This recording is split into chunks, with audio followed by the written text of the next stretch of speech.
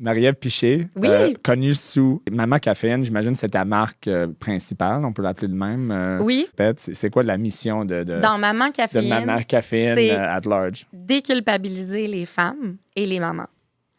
Leur montrer avec authenticité que c'est possible de trouver un équilibre, mais ça ne sera jamais parfait. Puis c'est correct, puis on peut en rire. C'est me sentir Bien. satisfaite dans les différentes sphères de ma vie. C'est Vraiment. pour ça que je parle d'équilibre. Fait que dans l'équilibre, j'entends le mot aussi douceur, bienveillance, puis accueillir l'imperfection. C'est un chaos organisé, mais on n'oublie pas le mot chaos. Je veux avoir un impact encore plus grand sur le bien-être de la femme. C'est ce que j'ai vraiment envie de léguer, peu importe par laquelle de mes entreprises. Je veux que la femme prenne plus sa place d'ici 2030.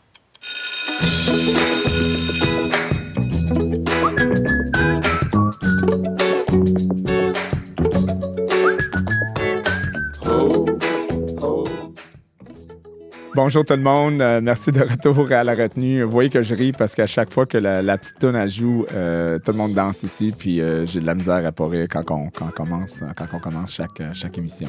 Je partage.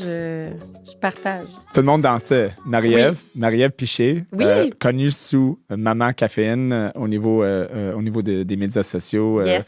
Ton entreprise. Oui. Merci d'être là aujourd'hui à la retenue. Ça fait plaisir. On a beaucoup travaillé pour t'avoir ici. On a eu de la gastro, des choses communes pour des parents. Donc, moi, j'ai des enfants. T'as plusieurs enfants. J'en ai 2. T'en as 5. J'en ai quelques-uns, oui. Je dis 5, puis ça me donne une crise d'anxiété. Écoute, c'est sûr que tu dois avoir un superpower que tu vas me partager aujourd'hui parce que avoir 5 enfants, déjà là, ça doit être quelque chose. Et ça me fait rire parce que pour moi, ça va, là. Ça va très bien. Les gens sont comme tout le temps, « Oh my God, 5! » Mais je les ai pas eus d'un coup. Ils sont pas arrivés 5 d'un coup, tu comprends? Ça se fait d'un coup, mais... C'est step by step, donc tu as le temps de t'y faire à chaque fois.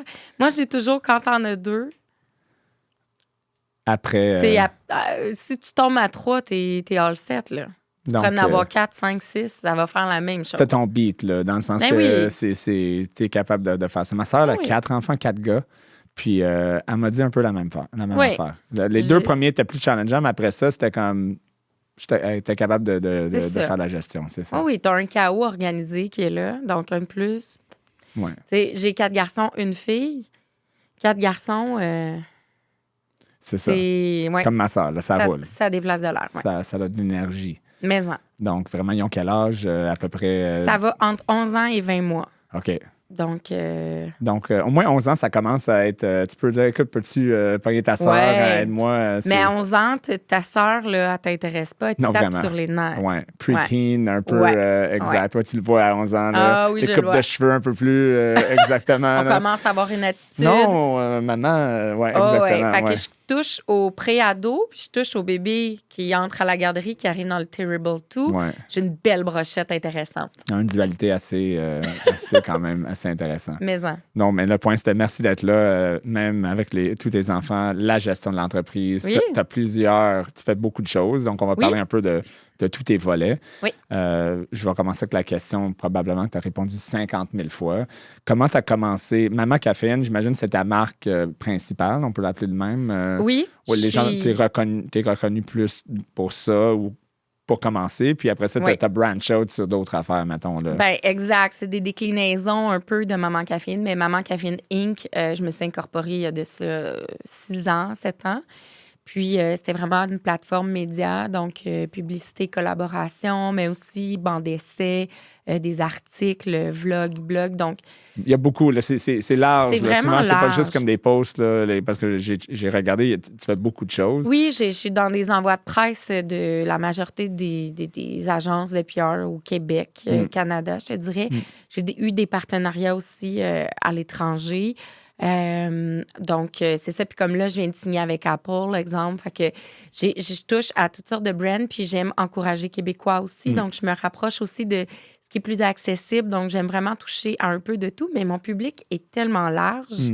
La maman et la femme d'affaires. Donc, c'est vraiment large. Tu sais, quand on dit c'est important d'avoir une niche, je comprends, c'est ce que j'enseigne dans une de mes entreprises. Mais moi, ma niche, malheureusement ou heureusement, c'est un éventail très large. Mais on sait que c'est majoritairement des mamans, femmes. Après ça... Maman caféine, c'est ça. Ça sonne un peu de même. Idéalement, oui. Comment ça a commencé, mettons, là, t'as 21 ans, 22 ans à peu près? Oui, c'est ça. C'est ça, exact. Donc, quand t'avais 2 ans, mais comment ça a tout commencé? Comme c'était une idée ou ça s'est développé organiquement? T'as commencé à juste... t'as ton premier enfant, t'as commencé à juste poster parce que t'étais maman, puis... C'était ça ou tu avais vraiment une vision là, que je m'en vais dans cette direction-là, je veux faire ça? C'était quoi la mentalité derrière ça? Aucune de ces réponses. Rien, OK. Aucune de ces réponses. Je t'écoute. En fait, j'étais vraiment pas up-to-date sur les réseaux sociaux. Je pense que je suis la dernière personne au monde qui a eu Facebook. Oh, ouais. Je suis zéro techno dans la vie. Pourtant, je suis avec Apple. Fait que, trouver l'erreur. Mais... j'ai commencé des suites d'un show télé que j'avais eu à l'époque. Ça s'appelait Chasseurs de maison. OK. Avec le père de mes 4 premiers. Puis bon, le producteur, finalement, il avait dit, Marie-Ève, à l'écran, les femmes s'identifient vraiment beaucoup à toi. Tu devrais te partir quelque chose. Un blog, une plateforme ou autre. Puis j'étais comme... T'étais captivante, dans le sens qu'il y avait quelque chose que lui a vu. Oui, je représentais bien... Mon public cible répondait très bien. La femme, en général. 25, 45, genre. Ouais. Maman. Donc, à ce moment-là, j'avais juste 3 enfants. OK, juste. Puis, j'ai parti ça comme... Je me suis tellement cherché un nom, puis j'avais toujours un café dans les mains, mais toujours. Puis, en fait, c'est juste naturel. C'est un fil naturel avec la maman. Puis, je me suis dit, maman caféine, mais c'est sûr que ça existe. Voyons donc. Là, j'ai googlé... Rien. J'ai dit, bon, c'est à moi, ça. J'ai appelé ça Maman Caféine. Puis ça a comme été là, présent 1 mois avant que je mette quoi que ce soit dessus. Puis à un moment, j'ai eu un flash. Ça en est suivi des vidéos qui ont été virales et tout et tout. Donc, ça a eu une expansion que je n'ai pas vu venir et qui a été difficile. Ça a été plus vite que moi. Ah ouais. Puis, je le rappelle, je suis zéro techno à ce moment-là et je viens d'avoir Facebook. OK. Là, moi, je suis arrivée à l'époque où les lives commençaient. Non, Instagram n'existe pas dans le temps. Oui, il existait. Il y avait Facebook et Instagram, mais ou tu as commencé Facebook? J'ai commencé vraiment tard. Okay. Là, comme j'étais zéro plan, zéro, là. Tu étais dans Facebook, puis... Oui. Okay. Puis c'était vraiment un moment où les lives tombaient. Commençaient. Puis moi, j'étais vraiment comme avenante. J'en faisais vraiment toutes les semaines. OK. C'est ma force d'être capable d'être à l'aise devant un public, d'improviser. Okay. Fait que je pouvais partir 1 heure en live sans problème. Ça te dérangeait pas, tu filmais, puis tu jasais. Du tout, puis les gens, c'était super engagé, les gens interagissaient. J'ai real. monté des lives jusqu'à 3000 personnes présentes. Tu sais, c'était vraiment la force à ce moment-là. Ouais. Puis, je suis éventuellement tombée enceinte de ma petite fille. Puis, les gens ont continué de me suivre à travers le temps. Puis, on a vu l'évolution aussi, là, parce que tu avais déjà tes 3 autres enfants. Donc là, c'était un peu un bon timing dans le sens que tu étais capable de partager toute cette expérience-là qui est, pour ceux qui n'ont pas d'enfants, mais pour ceux qui en ont, c'est une expérience là, du jour 1 jusqu'à pour toujours après, là, parce que ça change à chaque jour. Ça part, puis c'est ça, ça part pas. Là, les enfants, tu les as, puis c'est pour la vie. Oui, exact. Donc, même quand ils partent. Ils ont des étapes pour tout. Fait que le nombre de sujets possibles est comme infini. Infini, vraiment. Ouais. Donc, ça a commencé... Est-ce qu'il t'a dit, le producteur a dit, fais un blog. T'as-tu commencé juste vidéo ou t'as commencé à écrire, mettons, des articles? Un mix. J'écrivais des articles, puis je voyais quand même l'engouement était beaucoup dans le vidéo. Je suis arrivée vraiment dans un timing parfait pour ce qui était vidéo et live. Il y en avait un peu moins dans mon crowd, si tu veux, qui faisait ça, moins dans les autres pages dans la même branche que moi. C'était beaucoup moins du vidéo. Moi, je suis arrivée vraiment forte avec le vidéo. J'accompagnais d'articles, mais la force, c'était vraiment les lives. Tu voyais que tu faisais des vidéos au départ, mais tu voyais que vraiment le vidéo, ça connectait. Puis, tu aimais ça connecter avec les gens. Donc, le vidéo, ça marchait, les lives, les questions. Donc, là, les gens te posaient des questions live parce que là, tu répondais. C'était vraiment comme... Là, aujourd'hui, on connaît ça parce que c'est comme normal. Mais au départ, Facebook Live, c'était très différent. Il n'y a personne qui faisait ça. Là. Non, les gens ne comprenaient pas. Exact. En fait, c'est qu'ils interagissaient avec moi et je répondais en temps réel. Ouais. Je m'adressais à eux. Donc, toutes ces mamans-là qui me suivaient avaient envie d'avoir une chum de fille. C'est carrément ça. Puis moi, j'avais lancé Maman Caféine vraiment dans un but de faire rire les autres mamans, déculpabiliser la maternité, prendre ça avec un regard authentique, montrer que c'est pas parfait, les inspirer aussi. Donc là, j'avais un contact direct avec mes abonnés. Ça vaut de l'or. Surtout les lives. sais, là, je vais... Parce que ma femme m'a parlé beaucoup. Tu sais, je suis, mais elle suit vraiment. C'est quoi son nom? Karine. Allô, Karine? Donc, ça, c'est... Merci pour ça. Ça fait plaisir. Excellent. Je ne t'ai pas demandé ça. Donc, souvent, ce que tu trouves, puis elle me partageait ça, qu'il y a comme cette image de la femme parfaite. Tu sais, dans le sens que tu dois être parfaite, la maman qui est enceinte, tu dois être capable d'encore travailler, d'encore être enceinte, d'être préparée, d'être belle. Puis, un peu ton contenu, tu parlais du départ, là, c'est un peu comme, OK, guys, c'est pas toujours qu'est-ce que tu vois à l'image, là, tu sais, c'est real, là, tu sais, il y a ça, mais il y a aussi que, tu sais, il y a des journées que non, de même, là, parce que je suis fatigué, puis, tu sais, j'ai pas dormi, puis j'ai mal au dos, peu importe les raisons. Donc, est-ce que tu penses que les gens ont connecté, c'est ça ma question, parce que c'était plus real? Bien, je crois qu'ils avaient un besoin d'authenticité, ouais. un besoin de cette imperfection-là qui est là chez tout le monde, peu importe ce que tu montres sur Instagram, sur Facebook, peu importe la plateforme. C'est jamais le vrai regard. C'est jamais la vraie chose qui se passe dans la maisonnée. C'est ça. Il y en a que ça va être très authentique, mais encore là, tu montres pas tout. Tu n'as pas une caméra 24/7. Non. Chez toi, c'est impossible. Ouais. Un milieu parfait. Ça n'existe pas, la perfection.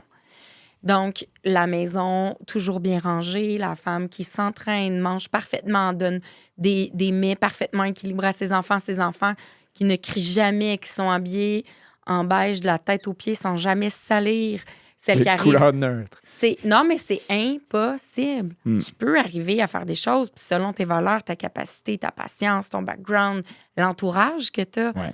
Mais c'est pas vrai que c'est tout le monde qui a cette capacité-là, ou que c'est même pas ou vrai, même en fait, la majorité. Que ça existe. Oui, non, c'est ça. Je suis même pas sûr que ça existe. Moi, j'avais cette pression-là, puis dès que j'ai commencé à la sentir en maternité, j'ai détesté ce sentiment-là, puis je me suis dit, si d'après moi, je suis pas toute seule, qui a eu cette image-là, qui se met trop de pression, j'ai envie de déculpabiliser les femmes, les mamans. C'est vraiment ça qui a connecté, je pense, avec beaucoup de gens, parce que ça reste aujourd'hui que la vaste majorité du contenu, puis on en parle souvent à la maison, c'est presque ridicule dans le sens que, voyons, c'est pas de même. Là, qui vit de même? C'est souvent le commentaire, mais voyons, arrête avec ça. C'est plus frustrant que tu regardes ça. Puis ça crée de l'anxiété qui n'est pas nécessaire. Un peu non, effectivement. C'est à tous les niveaux. La pression sociale, la pression entre les femmes. Puis encore là, la solidarité entre femmes, on la voit de plus en plus. Mais c'est probablement celles qui m'ont fait le plus de peine depuis les débuts de mes plateformes. Autant je voulais déculpabiliser les femmes, être gentille, être avenante, être bienveillante avec elles, les faire rire parce que, bon, on me dit que je suis drôle. Je me prends pas au sérieux. Je sais pas si c'est vrai, mais en tout cas, je réussis à faire rire les gens autour de moi. J'imagine que c'est vrai. Puis, mais encore là, malgré toute cette bienveillance-là, il y avait toujours encore là, via les réseaux sociaux, il y a des gens qui nous suivent qui sont bienveillants, puis il y en a d'autres que non. Ça, c'est partout. Ouais. Autant dans la vraie vie que sur les réseaux. Mais sur les réseaux, il y a cet écran-là qui donne l'impression à plusieurs personnes de pouvoir dire tout ce qu'elles pensent. Ouais. Puis ça aussi, j'ai fait face à ça. Donc, autant je voulais enlever la pression des femmes en étant juste moi, donc imparfaite, mais autant que ça attirait des commentaires puis de la méchanceté. Donc, à un certain moment, je me suis même demandé, est-ce que j'arrête tout ça, là? Ouais, hein? Parce que moi, tant que c'est plaisant, je le fais, mais du moment où ça me mine, j'ai plus l'intérêt. Non, c'est ça. T'sais, moi, j'ai un background en psycho. OK. Moi, j'ai fait mon bac en psycho. J'allais au doctorat parce que c'est en psychologie, c'est 3 ans de bac, 5 ans de doctorat. Je commençais mon doc et je suis tombée enceinte de mon premier enfant. Et je me suis rendu compte à ce moment-là, parce que dans la vie, je ne voulais pas d'enfant, by the way. Puis je me suis rendu compte, est-ce que j'étais en train de passer à côté de ça? C'est la plus belle chose qui peut m'arriver au monde. J'en reviens pas. Au point tel où je voulais pas continuer en psycho. Mais reste que la relation d'aide, j'ai ça en moi. Ouais. Puis là, j'ai commencé Maman Caféine en me disant, c'est plaisant. Puis je peux même faire un peu de relation d'aide, on dirait, à travers ça. Ouais. Puis là, je récoltais de la méchanceté. Fait qu'à un moment, je me suis même dit, est-ce que j'arrête tout ça? C'est vraiment, c'est vraiment spécial, ce phénomène de vouloir... tu n'es pas obligé d'aimer le contenu, mais de vouloir vraiment comme s'attaquer. Oui, mais c'est le phénomène des trolls. Ouais. Puis, en fait, c'est 1% de l'auditoire au moins. Mais qui est-ce que tu retiens à la fin de la journée? C'est sûr. Tu as 200 commentaires positifs, puis tu en as un en gros là, dans caps qui dit quelque chose de niaiseux. Tu vas juste te rappeler des caps, tu vas te coucher la nuit, puis tu te rappelles de celui qui est en caps. Oui, Ça a été un beau travail pour moi. De lâcher prise. Oui, puis ça m'a aidé dans mes business futurs d'être capable de faire, OK, maintenant j'ai un focus, j'ai 99 de beau, 1 de méchant. Ouais. Qu'est-ce que je fais avec ça? Est-ce que ça vaut d'oublier le reste? Tout le stress. Il est où le calcul? Oui. 99 de support, on va focusser là-dessus. C'est ces gens-là qu'on va feeder et non le 1 négatif. Quand tu as commencé, est-ce que le but, c'était de... En anglais, on dit monetize. Est-ce que le but, c'était de faire une business avec ça ou tu commençais avec, écoute, je vais me mettre, c'est quelque chose que j'aime, je vais commencer pour voir comment ça va aller, comme si c'était un but de business absolument? Pas du tout. Ou tu as commencé juste comme, je vais essayer ça, c'est le fun, je vais partager, puis on verra ce qui va se passer. C'était vraiment par pur plaisir. Ouais. C'était vraiment, j'avais 3 enfants, j'avais une job en relation d'aide. J'intervenais auprès de jeunes toxico-décrocheurs. Donc, j'avais un emploi, là, et j'étais maman. Dans le système de santé ou par Service Canada qui m'engageait comme sous-traitante. Donc, dans des maisons des jeunes et dans le communautaire. Puis, fait que c'était pas du tout pour monétiser une plateforme. Je ne savais même pas que ça se pouvait. On se rappelle encore, j'étais tout juste arrivée sur Facebook. Donc, mais éventuellement, je me suis rendu compte, ça fait 8 mois que je suis là-dedans. L'Oréal m'écrit, Tide m'écrit, Google m'approche. Puis tu n'as jamais rien fait pour aller les approcher. Là. Non. Toi, c'était juste comme base, toi, tu jamais approché un brand. Tu recevais ça, qu'est-ce que je fais avec ça? Je ne comprenais pas. Je ne comprenais pas. Fait qu'au début, je disais oui, pour les gratuités et tout. Puis éventuellement, je me suis dit, hey, le lipstick qu'ils m'ont envoyé, ils ont dû en vendre 5 000. Oui, c'est ça. Hey, tel truc, eux, ils utilisent ça pour en vendre. Ouais. Là, j'ai fait 1 + 1. Puis je me suis dit, OK, je suis un média. S'ils prennent pas moi, ils prennent dans le journal. Oui, c'est ça. Combien ça coûte dans le journal pour le fun? Tu fais des recherches, puis tu te rends compte que tu as un prix. Exact. Tu as une valeur. Et c'est beaucoup plus facile à tracker, dans le sens que si tu le montres là, ils savent combien de gens qui regardent. Tu mets quelque chose dans les journaux, tu sais qu'il y a X montant de regardent. Est-ce qu'ils ont regardé, est-ce qu'ils ont vu ta pub? Exact. Est-ce que tu sais pas si vraiment... Puis c'est beaucoup plus... Si les gens t'aiment, puis tu dis, hey, regarde ça, j'aime ce produit-là. Oui.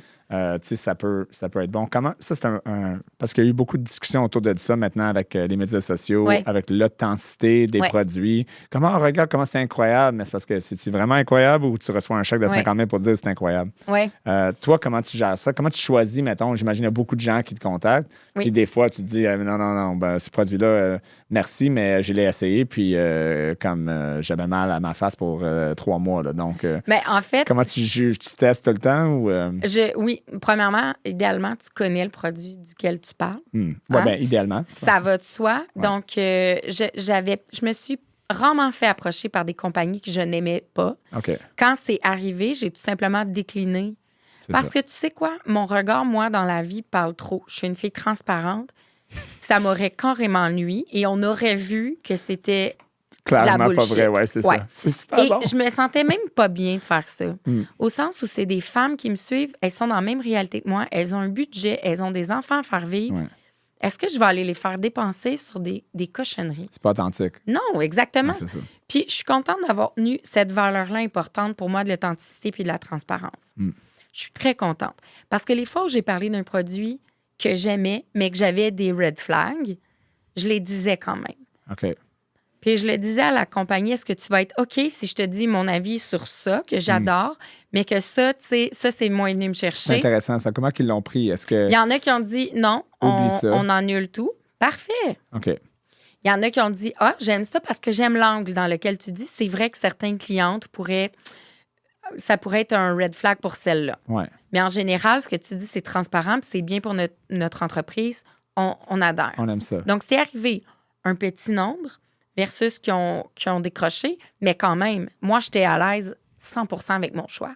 Encore plus de mentionner même que les compagnies qui ont dit ben oui, c'est des compagnies, un branding plus authentique, dire OK, mais on est ouvert à ça. Mais oui. Même si c'est du feedback qui va nous permettre d'améliorer notre produit. Exact. C'est du feedback réel. Donc, tant qu'à l'entendre, si tout le monde est d'accord avec ça, ben qu'est-ce qu'on peut faire pour améliorer le produit? Exact. Te le renvoyer, puis là, tu peux dire écoute, c'est à cause de moi, à cause de vous, notre communauté, qu'on était capable d'améliorer le produit. Là. C'est comme du live testing, marketing tout en même temps. Oui.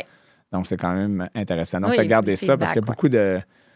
j'aime pas le mot influenceur parce que c'est vraiment trop vaste, là, mais il y a beaucoup de gens qui font du médias sociaux, le travail que tu fais, qui perdent, je pense, un peu ça, qu'ils aiment ça, signer les gros contrats. Ils se font, c'est un peu, sans vouloir créer que c'est la majorité, là. Je veux pas crier comme vous êtes toutes pas vraies, mais aujourd'hui, c'est un peu n'importe qui, là, qui peut décider de s'ouvrir un compte. Il y a même des plateformes qui vendent des abonnés. Tu peux, du jour au lendemain, avoir 80 000 abonnés soudainement, mais tu as 0 engagement, tu as 0 feedback de vrais clients. Si tu as un code promo, tu n'en vends pas parce que c'est pas des vrais gens. C'est c'est ça. Donc, les faux comptes, hein, ouais, comme des. Ben oui. C'est pas des comptes qui sont même vrais. Non. Oh, ouais. Il y a des compagnies qui vendent des banques d'abonnés. Mais ça se track facilement. Ben ouais, okay. C'est ça le truc. Moi, tu sais, les médias sociaux, je connais ça, c'est sûr, mais pas à ce niveau-là. Je savais même pas si c'était possible. Oui. Il y a des gens qui, ça va dire 80 000 abonnés, puis eux autres, ça se peut que. Que c'est 3 000 de vrais, puis 80 000 de... Oui, il y en a. Juste pour le look. Juste parce que c'est une entrée pour eux de commencer à attirer des brands, faire des collabos. Ah, ouais. Mais tout ça, ça se track facilement. Tu regardes, puis c'est un 90 % de stats de gens en Afrique du Sud ou au Maroc.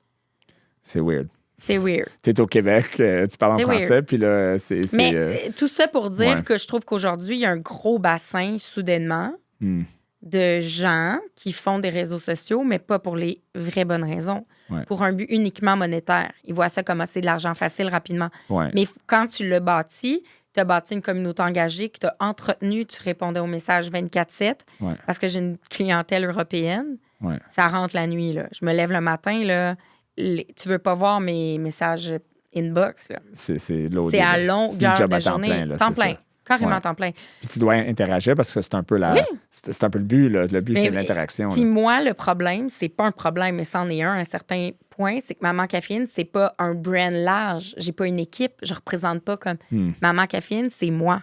Ils veulent parler à moi. Ouais. À moi, à Marie-Ève. Ouais. Quand ils m'écrivent, ils s'adressent à moi. Ils me racontent leur vie, ils me racontent leurs problèmes, leurs joies, j'ai de tout.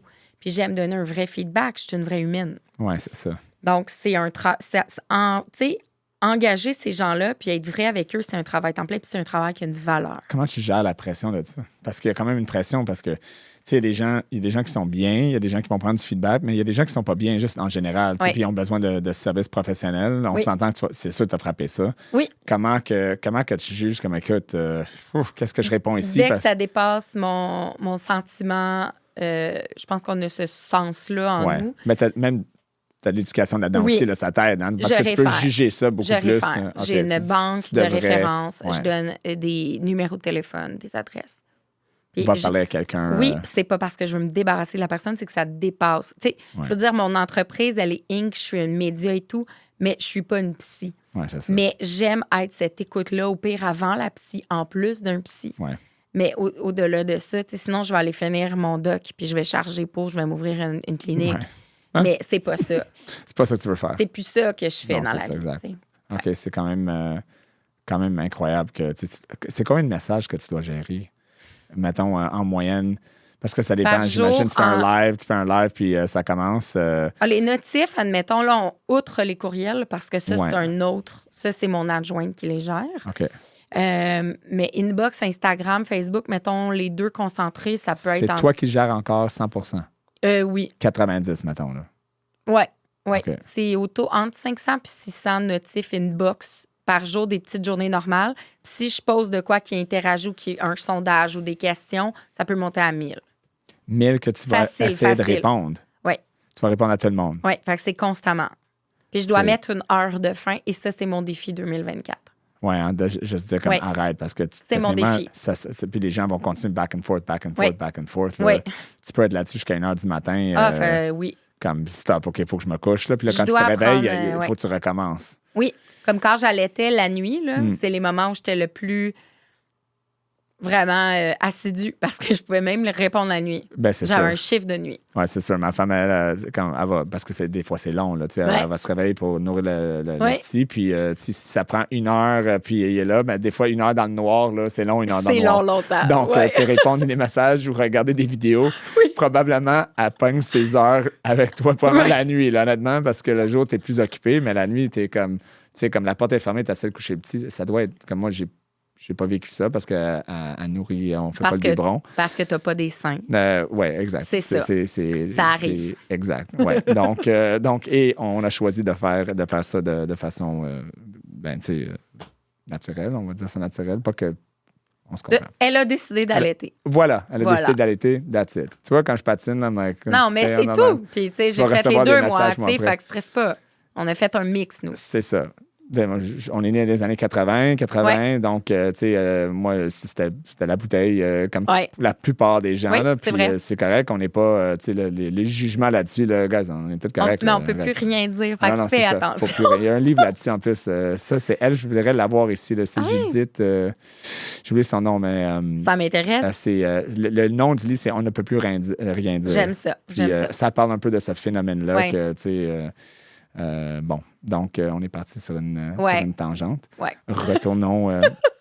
Donc, comment ça a commencé pour les gens qui... parce que j'entends souvent maintenant, puis c'est nouveau, parce que je rencontre beaucoup de clients qui veulent acheter des maisons ou veulent avoir des projets de financement des entreprises, puis souvent vont dire, moi, je veux être influenceur. Comme avant, c'était pas ça. Je voulais faire X, puis à cause que tu faisais X, tu devenais influenceur. Tu sais, mettons, toi, tu voulais partager l'expérience maman, femme, tout ce que tu as décrit. Et ça t'a amené à devenir... tu influences. C'était malgré moi. C'était vraiment malgré moi. Ouais. Et maintenant, au lieu d'avoir comme un genre de pourquoi et une mission, c'est devenu comme juste de devenir... La popularité de ça est devenue juste le but ultime. Ils n'ont plus de why. C'est là où je voulais en venir. Tu dis la mission, elle n'est plus là. Moi, quand je me sens perdue, peu importe ma business, je me ramène tout le temps à c'est quoi ma mission de base, mon message de base. La clarté de ma vision, de mon message, c'est quoi? Est-ce que je suis encore alignée avec ça? Non.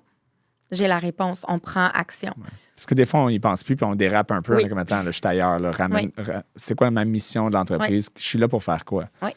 Puis qui répond à tes valeurs. Donc, pour les gens, c'est quoi? Est-ce que tu as une phrase ou un paragraphe que tu te répètes? C'est quoi la mission dans Maman Caféine? De Maman Caféine at large? Déculpabiliser les femmes et les mamans. Leur montrer avec authenticité que c'est possible de trouver un équilibre, mais ça ne sera jamais parfait.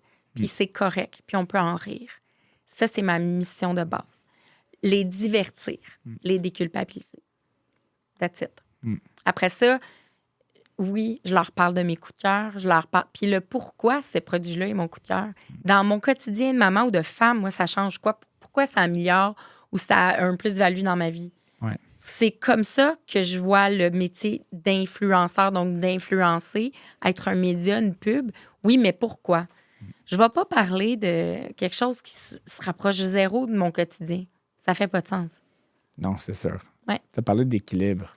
Oui, l'équilibre. Est-ce que le mot équilibre, c'est peut-être un mot dangereux, dans le sens que c'est difficile d'atteindre quelque chose qui n'est jamais vraiment atteignable? Est-ce que... j'ai entendu plusieurs des entrevues que j'ai faites ou des conférences où est-ce qu'on a remplacé le mot équilibre par, mettons, un flow.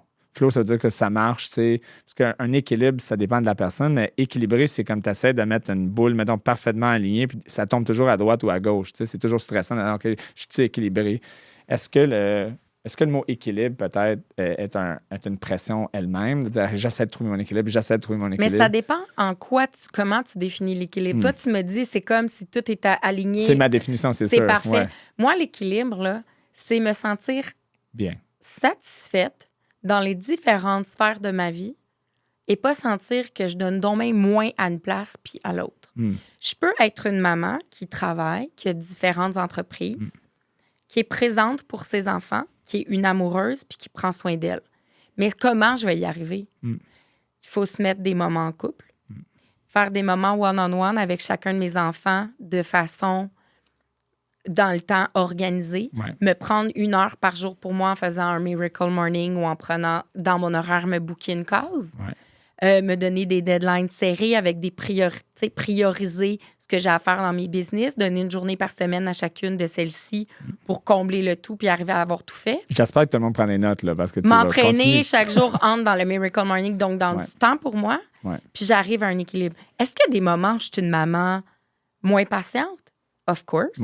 Est-ce qu'il y a des moments où il faut se réajuster comme couple? C'est sûr. Est-ce qu'il y a des moments où je suis plus fatiguée et je m'entraîne moins? C'est sûr. Et la réponse à tout ça, c'est OK.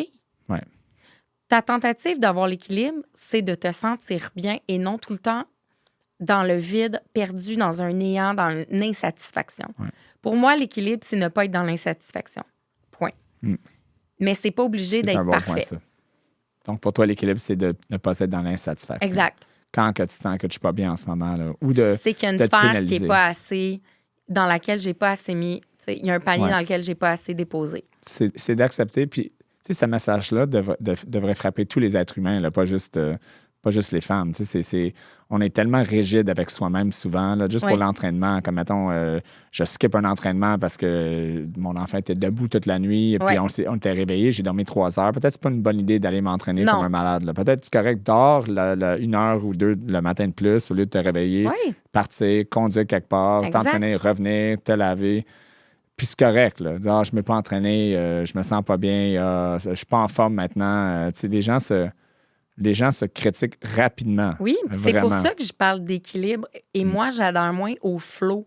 Parce que dans ma tête, un flow, c'est une continuité. Mais dans ma tête, là, une vie, c'est comme ça. Ouais, non, c'est Surtout avec des enfants. C'est un chaos organisé, mais on n'oublie pas le mot chaos. Ouais. Le chaos, ça peut faire des vagues à tout moment. Fait que dans l'équilibre, j'entends le mot aussi douceur, bienveillance, puis accueillir l'imperfection. Je tends d'avoir une structure plaisante, mais c'est OK quand c'est pas parfait aussi. Mais je veux pas tomber dans l'insatisfaction puis l'amertume. Moi, c'est là mon call où il y a quelque chose qu'il faut que j'équilibre. Il y a quelque chose qui marche pas, c'est quoi? Puis là, tu vas dans l'exploration un peu de qu'est-ce qui me dérange en ce moment. Oui, être moins rigide avec soi tout court, je pense. Intéressant. On a parlé au début, avant qu'on rentre en onde, un peu puis tu as mentionné qu'il y a des commentaires des fois qui sont désobligeants, pas gentils. C'est plus rare un peu maintenant, mais il y a eu une grosse tendance au Qu'est-ce qui a changé? Pourquoi c'est rare maintenant? Puis avant, c'était plus intense. Ça a été plus dénoncé, je pense. À un certain moment, tu sais, on répondait à ces gens-là ou là, on se sentait tout de suite mal. Mais à un certain moment, j'ai vu qu'il y a eu une tendance de repartager ces gens-là, puis dire comme tel commentaire comme juste non. Tu le repartageais? Moi, ça m'est arrivé. Des messages très, très inappropriés, exemple d'hommes ou de femmes très, très inappropriés. Soit je répondais même pas, puis il y avait un capital de sympathie qu'il faisait pour moi sur ma propre plateforme. Donc, j'ai compris que tu n'as plus à répondre. Et quand c'était ultra inapproprié, de nature sexuelle ou autre, parce qu'il y a des gens, là, il y a toutes sortes de monde, je repartageais, puis je me disais maintenant, vis avec ça. OK. Est-ce que si c'est vu à large, t'es game de le faire? Oui, c'est ça. C'est facile d'être derrière l'écran, puis aussi d'avoir un DM personnel. Mais c'était rapide que ça arrêtait. Mais tu comprends, à un certain moment, je me disais, je peux pas être prise avec ça. Pourquoi tu penses que les gens sont si frustrés ou qui voudraient écrire? Est-ce que tu as un bac en psycho, donc qu'est-ce qui fait que les gens, comme ça leur fâche profondément? Comme ton contenu n'est pas... Il y a du contenu qui peut être vraiment débattable dans le sens que, OK, c'est un gros débat de société. Mais là, on est dans la sympathie, on est pour les mamans, pour les enfants, la famille, carrément. le divertissement aussi. Là, comme si je suis ton contenu, c'est pas comme... Il n'y a pas un gros débat de société à avoir dans ce contenu-là. Là. C'est pas... Il y a eu des sujets chauds, mais c'était jamais des débats sociétaires où les gens s'envoyaient promener. Parce que ça peut déraper, là, ces affaires-là. Puis si ça avait tendance à prendre cette tangente-là, c'était 2-3 personnes, justement, qui initiaient. Qui commençaient à pousser dans la direction, c'est ça. Ça, un message pour celles qui font des médias sociaux, qui sont dans la position de blogueuses, influenceurs, puis qui ont de la misère, justement. Tu as toujours ce droit-là de masquer un commentaire ou de bloquer une personne qui va trop loin. Ouais. Ça t'appartient, ta plateforme. Puis tu as le droit de vouloir garder ça comme un safe place pour tout le monde qui te suit. C'est ça. Tu as le droit. Avant, c'était comme mal vu, mais là, c'est comme si je la bloque, j'empêche l'opinion. Non. C'est pas une opinion quand c'est rendu comme persécuté ou provoqué. Mais je pense honnêtement que ça vient d'un profond malheur, d'une tristesse, d'un mal-être, d'un manque d'estime. Quelqu'un qui se compare beaucoup sur les médias puis se dit c'est tellement plus facile parce qu'elle n'est pas devant la personne. Donc, son mal-être, elle peut le transmettre via un écran. On la voit pas. Elle n'a pas ce sentiment-là qu'elle atteint la personne. Elle le fait derrière un ordinateur. Mais cette personne-là ne règle quand même jamais son problème parce qu'elle entretient une haine, une amertume. Mais je pense que c'est vraiment ce sentiment-là de comparaison. Ben j'aimerais ça. Il y a des gens, des fois, j'aimerais ça avoir des enfants. Moi, j'en ai pas. Puis cette haine-là, ils la transmettent à celles qui ont des enfants sur le web. Ça peut être une femme qui aimerait être à son compte, travailler de la maison, elle aussi, parce que son quotidien la dépasse. Ben, elle vit une frustration, elle accumule, puis elle se défoule. J'ai pas la science infuse de dire le pourquoi ces gens-là agissent comme ça sur Internet, mais dans mon livre à moi, t'es malheureuse ou t'es malheureux. C'est sûr. C'est juste que ça va pas bien. Puis, ça va pas bien. Ça peut pas aller bien. Regarde à l'intérieur. Oui. Mais est-ce que pourquoi tous ces t'es si gens-là fâché en ce moment? Là? ont ce pouvoir-là d'introspection? Je le sais pas. Non, je leur exactement. souhaite de le trouver. Je leur souhaite fondamentalement. Y a-t-il beaucoup d'hommes qui regardent ton contenu puis t'écrivent aussi ou non, c'est principalement des filles? Dans les débuts, oui. OK. C'est nouveau. J'arrivais beaucoup en vidéo. Là, j'ai l'impression que ceux qui me suivent, c'est par défaut parce que leurs blondes me suivent. Puis ils les ont taillés dans un tirage ou autre. Puis là, ils sont comme, OK, je suis pris là. Mais tu sais, ce qu'elle raconte, moi, je mets beaucoup mon chum aussi. Fait que je pense que mon chum peut... Il y a des hommes qui se retrouvent peut-être dans lui. On peut relate, c'est sûr. Là. Si t'as des enfants puis t'en prends soin, c'est ton exact. contenu. Oui, c'est autant... C'est pour les parents, mais c'est vraiment comme très majoritairement des femmes. Pour toi, oui, c'est ça, exactement. Sur mes 2 plateformes, mettons Instagram, Facebook, c'est égal, là, je te dirais. Donc, c'est plus rare que des papas vont t'écrire en disant que XYZ, c'est moins... Les papas m'écrivent pas. Ils m'écrivent pas. Ils vont, au pire, ils vont faire un like. OK, je comprends ce qu'elle vient de dire, là, la crise de bacon. Mais ils vont pas venir m'écrire « Oh my God! » Ça, c'est plus féminin. Puis moi, je veux pas rentrer dans les clichés. On peut plus rien dire. Mais honnêtement, les filles, c'est beaucoup plus féminin d'aller commenter ou d'écrire inbox. Tu sais, les gars vont plus faire comme « like ». C'est correct aussi. Tu sais, t'as parlé de féminin, puis on va y aller légèrement, là, parce que, exactement, est-ce que tu trouves que c'est rendu, comme tu t'as dit, on n'a plus rien dire? Est-ce que c'est rendu que, tu sais, même stéréotypé que, c'est féminin comme ça, c'est rendu que là, ça va partir les commentaires, là, puis là, on peut plus juste dire que ça, c'est plutôt quelque chose que les femmes vont faire. Moi, je suis pas en train de dire que c'est oui ou non. Je veux juste poser la question, est-ce que c'est correct de juste qu'il y a des choses que les femmes font plus, pas toutes les femmes, plus que les hommes. Il y a des choses que les hommes font plus, pas tous les hommes, que les femmes, en termes de comportement, en termes de plein d'affaires. Mais comment qu'on gère ou comment qu'on doit prendre ça dans la société actuelle, même parce que tu es public, tu es très public, comment tu gères ça, l'affaire que, ben là, don't tell me how I am, je parle pas à toi, je parle juste en général. Si tu connectes pas avec ce que je dis, ben c'est correct, tu connectes pas. En fait, les gens me disent souvent, quand ils me rencontrent, que, en fait, je suis what you see is what you get. Yeah. J'appelle un chat un chat. Moi, ça me gêne pas de dire que oui, effectivement, une majorité de femmes font plus ça.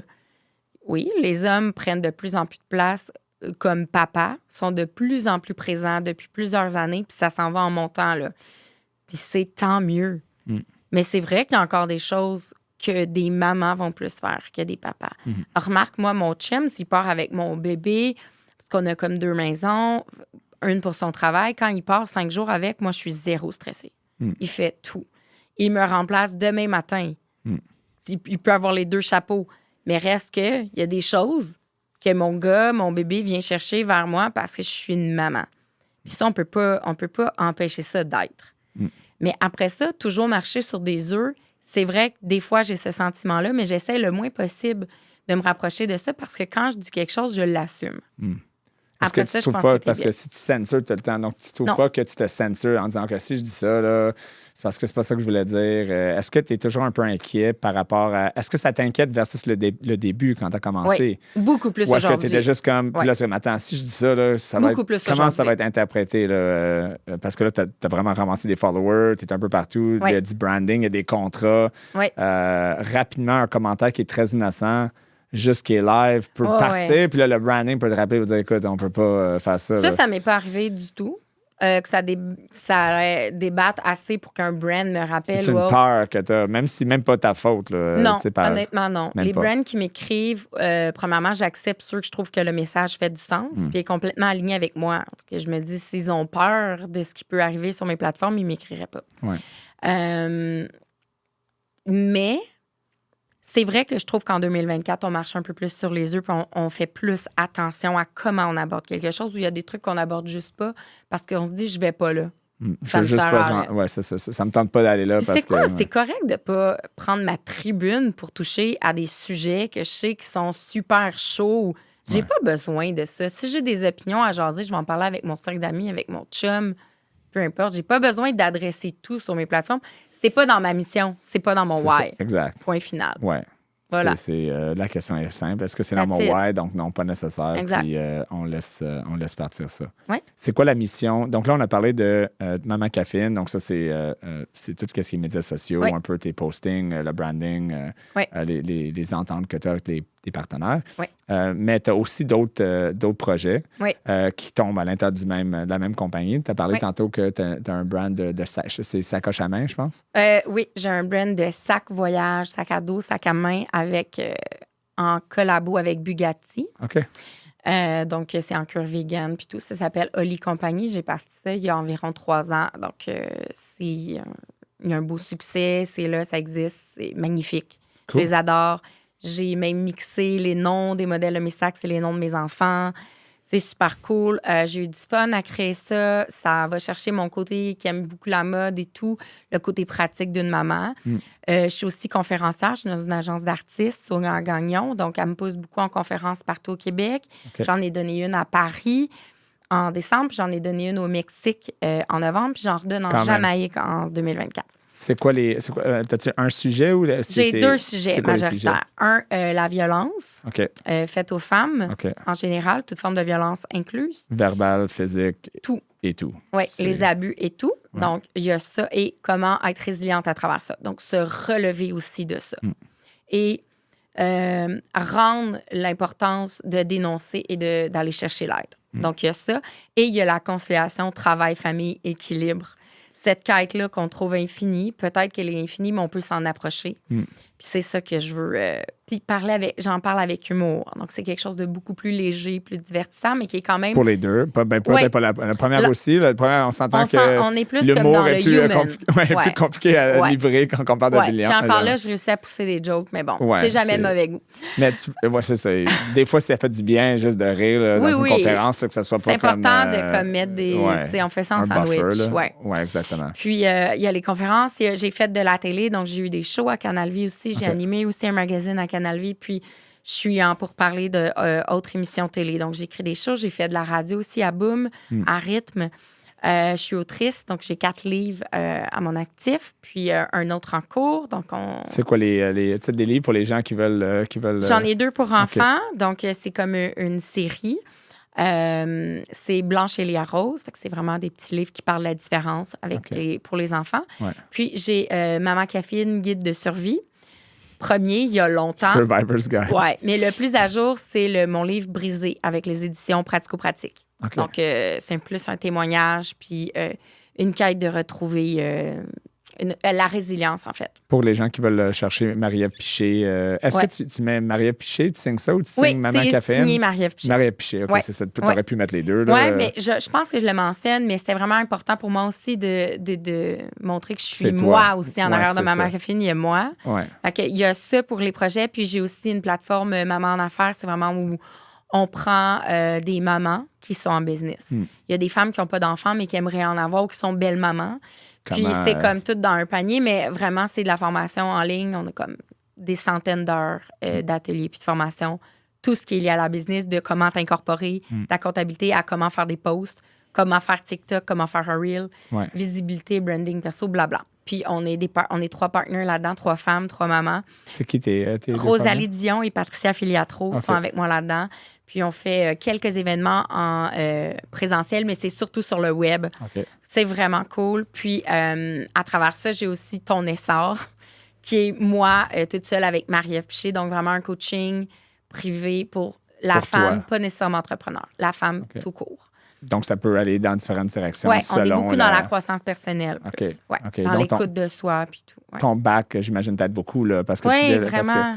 On a eu un invité, Véronique Chouanès, qui deal beaucoup avec l'approche psychosociale à l'argent. Puis souvent, c'est ça, hein, que ce soit maman, papa, homme, femme, c'est ton approche et tes distinctions envers l'argent et envers les affaires, envers toi-même qui t'arrêtent. Là, les pensées limitantes. Tu ne deals pas avec les distinctions. Même si on dit fais ça, ben il faut tu deals avec tes fondations qui déterminent tes habitudes. Ton éducation, l'environnement dans lequel tu as grandi et tout. C'est important de regarder ça. Pour ceux qui écoutent, les entrepreneurs, entrepreneuses, souvent on a des idées, puis pourquoi j'avance pas? Mais c'est parce que qu'est-ce qui fait que tu n'avances pas? Qu'est-ce qui fait que tu n'exécutes pas? C'est pas juste des questions de faire des actions. Non. C'est des fois la façon que tu les fais, ta mentalité derrière ça. Exact. Puis tu sais, avec le livre brisé, je touche à tellement de sujets qui peuvent vraiment handicaper des femmes à avancer, qui peuvent être lourdes au quotidien, qui peuvent, juste comme maman, les empêcher d'être épanouies, puis comme femme, de se réaliser, qui vont rester en position victime malgré elles, parce qu'elles n'ont pas les ressources, qu'elles prennent pas, elles n'ont pas le courage des fois d'aller avancer parce qu'elles ont trop souffert. Puis à cause de ça, de mon vécu, je suis capable de donner, sans donner un cours 101, mais je donne mon histoire, mes méthodes, mes outils. Comment toi t'as passé par-dessus? Je partage ma résilience, puis surtout, j'humanise ça. Puis je pense que ça peut autant aider des femmes qui sont mamans, qui sont salariées, que des femmes en business. Ça aide, peu importe, ça aide l'humaine en arrière de. Puis peut-être certains hommes, tu sais, je veux dire, là, je parle, parce que mon message, c'est parler à la femme, mais on s'entend, ça parle à tout le monde. Oui, exactement. Puis, tu sais, dans ton essor, c'est beaucoup ça aussi. Puis l'aspect coaching privé est important pour moi parce que même si c'est en petit groupe, je m'adresse quand même en live à elle directement où chacune a son message parce que le côté humain one-on-one demeure hyper important pour moi. On vise souvent comme la quantité, là, le volume, mais peut-être que ça joue contre des objectifs financiers des fois pour moi, mais je préfère avoir ce lien-là, humain.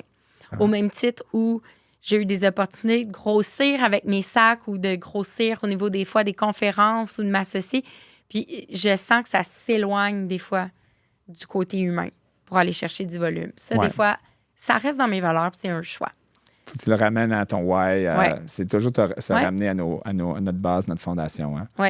Tu avais mentionné, juste retourner un petit peu en arrière, tu avais mentionné la première conférence. Tu parlais de violence vers la femme ou juste violence en général conjugale. C'est quand même un gros sujet. Qu'est-ce qui a fait que tu avais ce sujet-là que tu voulais parler? Puis en ce moment, si c'est trop personnel, tu peux me faire mais y a-t-il une expérience quand... OK. Pas, c'est dans ton livre, tu peux... C'est-tu quelque chose de ton enfance ou... J'ai un background tout court. J'ai vraiment un passé qui a subi autant de l'abus que de la violence conjugale à un certain moment, physique, psychologique, sexuelle, monétaire. Fait que j'ai fait le tour de la question. Et par ce background-là, j'ai eu envie d'enlever le tabou.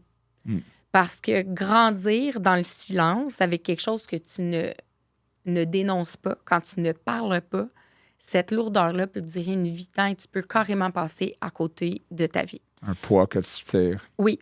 Et ça peut t'empêcher de prendre des opportunités dans la vie, de t'épanouir, de trouver quelqu'un qui te confiance, de fonder une famille. Ça peut t'empêcher de poursuivre des études, ça peut t'empêcher de plein de choses. Ça peut même être lourd physiquement au quotidien. Tu peux développer des symptômes, des maux dus au stress. C'est important de parler et on n'y pense pas, mais il y a énormément de femmes qui deviennent mamans et qui n'avaient jamais parlé avant d'être maman et que ça teinte leur rôle de maman. Leur passé. Ça, qu'est-ce que même si est-ce qu'elles vont éduquer à leur subconsciemment, enfant? Comment ça sort? Oui, c'est très important d'aller gérer ou affronter ces bébites-là. Ça doit avoir un impact que ça vienne de toi, Marie-Ève Piché, Maman Caféine. On s'entend, non, Marie-Ève, pas toi. Regarde qu'est-ce que tu fais. Regarde, tu as tellement de succès. Ça se peut pas que tu as vécu ça. J'imagine que ça doit être une réaction que les gens sont comme, OK, mais I'm not alone un peu, comme genre que exactement. C'est ça. En fait, c'est ce qui m'a poussée à la base, parce que j'ai parlé, quand je tombe enceinte de mon premier, c'est là où j'ai dénoncé puis j'ai parlé pour la première fois. Parce que j'étais enceinte puis je pouvais pas devenir maman du reste sans affronter ça. C'est ça qui m'a fait carrément avoir l'illumination de c'est maintenant que je le fais. Par contre, je recevais donc même de messages sur avant l'écriture de mon livre, sur Maman Caféine. J'aimerais ça avoir ta confiance en toi. J'aimerais ça avoir ta drive. J'aimerais ça que ce soit facile pour moi aussi de faire ça puis ça.